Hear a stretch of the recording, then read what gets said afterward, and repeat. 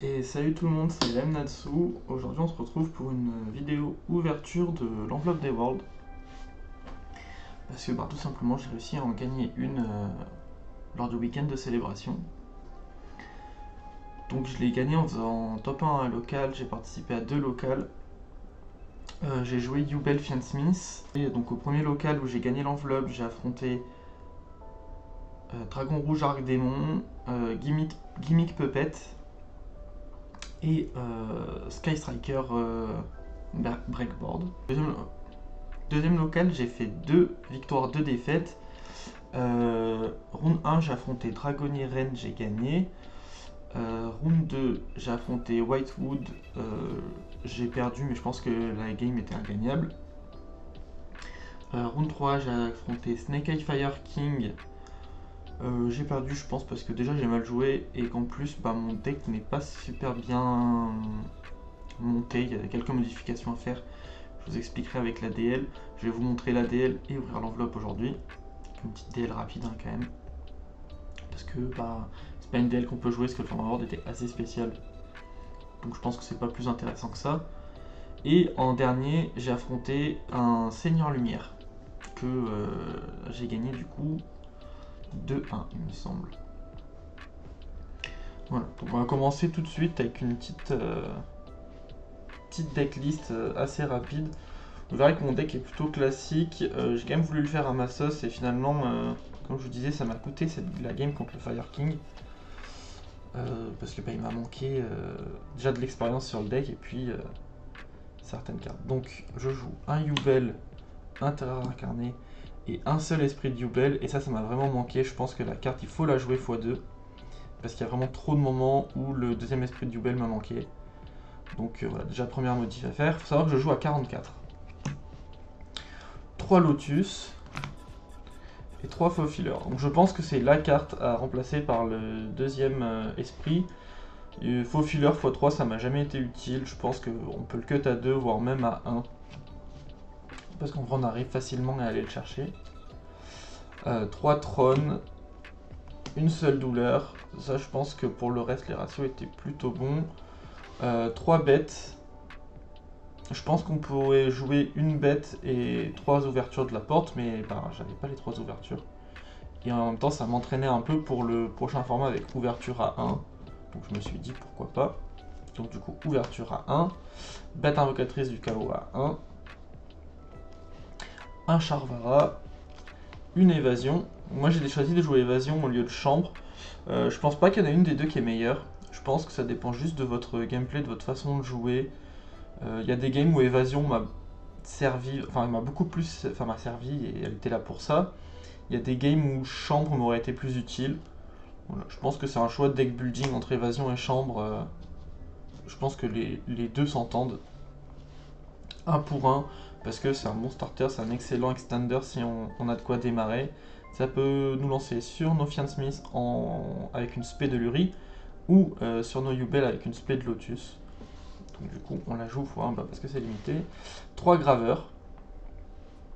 Du coup j'ai voulu maximiser un petit peu mes ratios de Fian Smith, donc je joue 2 tracts et un Luri.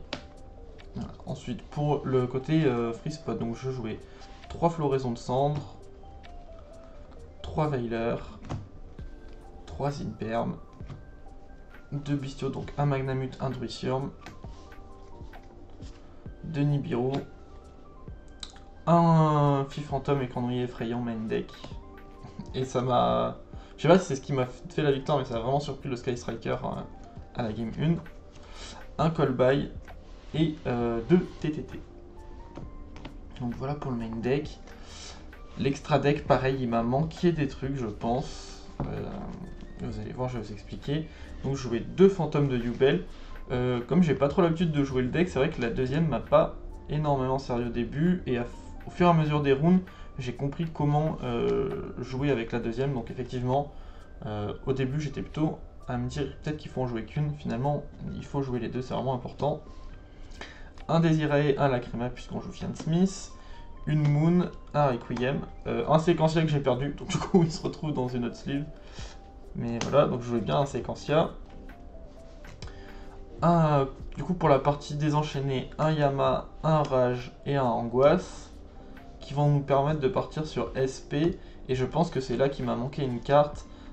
Il aurait fallu que je joue Access Code et je ne l'ai pas joué parce que j'ai fait le choix de jouer Typhon. Et je pense que ça m'a manqué. J'aurais dû jouer Access Code au lieu de Typhon. Il y a vraiment des games où Access Code m'aurait aidé. Pour l'X6, un César en X6, donc qu'on peut faire avec les Loop Fiend Smith. Un Varudras que j'ai eu beaucoup de mal à sortir. Voilà, je sais pas si je le garderai à long terme. Mais en fait c'est une très bonne carte dans le deck, mais en jouant Évasion, c'est plus compliqué de le sortir qu'en jouant Chambre. Donc du coup, peut-être ma faute, peut-être qu'il faudrait que je joue Chambre pour pouvoir sortir Varudras. J'ai fait le choix de ne pas jouer Apo aussi, même si elle était autorisée au format World, tout simplement pour m'habituer à jouer sans ces cartes. Parce que vous voyez que j'ai pas joué Béatrice non plus. J'ai joué du coup en dernière carte d'extra deck le canon, qui m'a donné la victoire au time contre le Gimmick Puppet. Donc ça, je pense que c'était un bon choix. Même s'il y avait Lacrima, les deux ensemble, ça faisait vraiment beaucoup de dégâts au time, c'est pas mal. En side, je jouais donc mon troisième bestial, Valdrake, 3 crocs. Moi je suis un grand fan de la carte, j'aime beaucoup. Je la joue dans presque tous les formats dès que j'ai la place. Du coup j'en ai joué 3. 2 fantasmés pour piocher. 3 Purlia toujours pour piocher en go second pour essayer d'aller chercher dans un trap. Un Lyrilusc. Et en fait c'était pour cette carte que je jouais 3 faux fillers. Je pense que du coup c'est pas la peine. C'était pour Tempai. J'ai pas affronté de Tempai donc je sais pas si c'était une bonne idée ou pas. À voir si elle reste dans le side deck dans notre format. 2 Phi Phantom pour le time et pour pareil pour Tempai, j'en ai pas affronté comme je vous disais.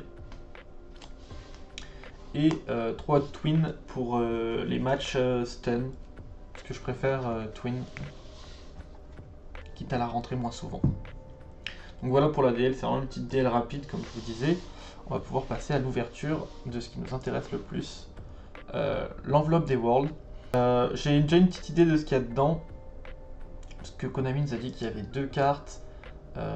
Bon, je vais pas vous spoiler ici pour ceux qui savent pas, mais c'est des cartes potentiellement pour les decks rétro, donc c'est pour ça que moi j'ai envie de l'ouvrir pour mettre les cartes dans mes decks, puisque c'est des cartes qui brillent, et du coup vous faire profiter sur YouTube d'une petite ouverture. On va essayer d'ouvrir ça quand même assez délicatement.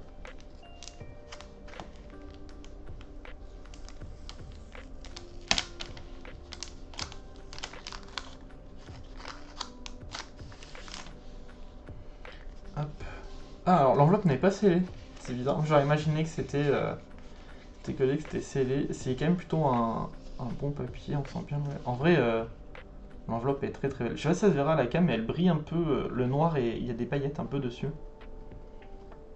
Ça se voit pas trop à la cam, mais l'enveloppe est vraiment assez belle. Alors. Je sais pas dans quel sens l'ouvrir pour pas spoil. Dans ce sens, je crois. Hop. Donc il y a 2 cartes. Et hop. Première carte, le Doom Calibur. Donc qui va partir dans le deck de Bakura, que je vous ai pas encore montré, mais qui est déjà prêt. Hein. Doom Calibur en QCR. Il est vraiment magnifique.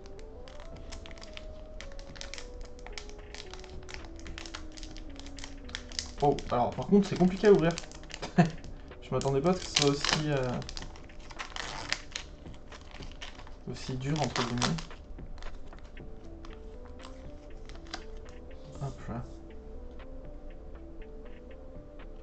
J'essaie de vous le montrer d'un peu plus près.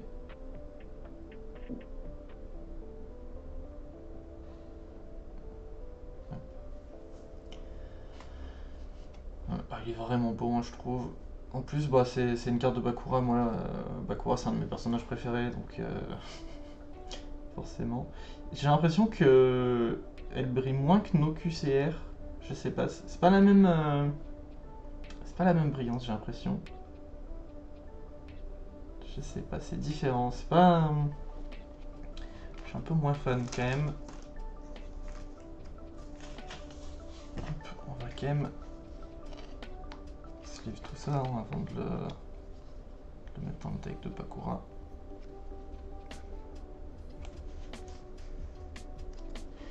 Hop. Et du coup, la deuxième, qui est les épées de révélation de la lumière. Alors je suis un peu déçu qu'elles soient en anglais. C'est vrai que j'aurais préféré qu'elles soient en français quand même. Je me dis, j'ai fait les tournois en France, ça aurait été cool d'avoir les cartes en FR. Bon, je suis en à ouvrir par contre, hein, pour l'année prochaine, note, ceux qui veulent l'ouvrir.